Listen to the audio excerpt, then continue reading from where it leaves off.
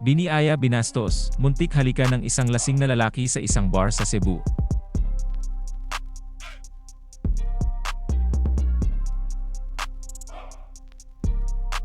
Pero bago ang lahat, kung ikaw ay bago sa aking channel, huwag kalimutan na mag-subscribe at i-click ang notification bell for more trending news.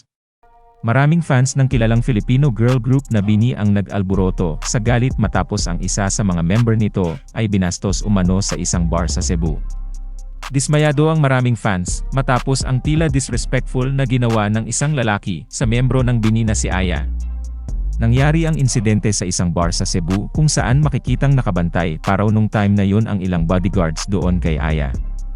Sa video makikita na tila nilapit ng lalaki ang kanyang sarili at halos idikit na nito ang mukha niya, dahilan para mapasabi si Aya ng "Oh my God" habang naglalakad ito papunta sa kanilang table. Hindi nga raw matukoy kung tinangkaban nitong halikan ang BINI member o gusto lang bumati. May iba naman na sinasabing gusto lamang nitong maamoy si Aya kaya lumapit ito ng bahagya sa mukha ng singer.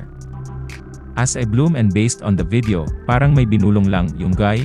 Syempre, magugulat agad si Aya since biglang lapit ni guy, tapos video rin niya.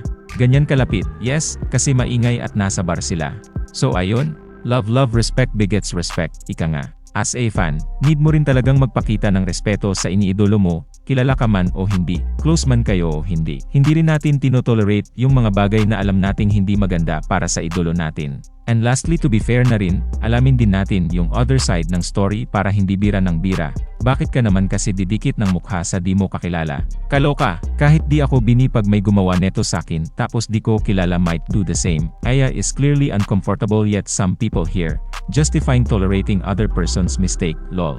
People who will try to justify the guy's video is red flag. Invading someone's personal space is a no even in public spaces.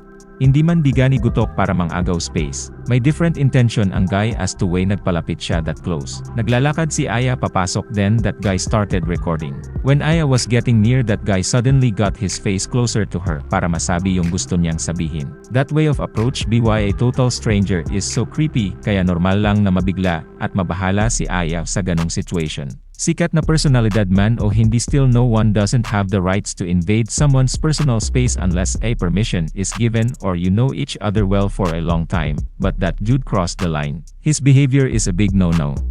Gayunpaman, labis nga itong ikinadismaya ng maraming fans ng BINI, lalo't makikitang hindi nga naging komportable si Aya sa ginawa ng lalaki sa kanya. Ikinalungkot din ang marami na sa dami raw ng tao, at may mga bodyguards, para sa nasabing lugar ay wala man lang umanong kumilos upang sanay na iwasan ang nangyari.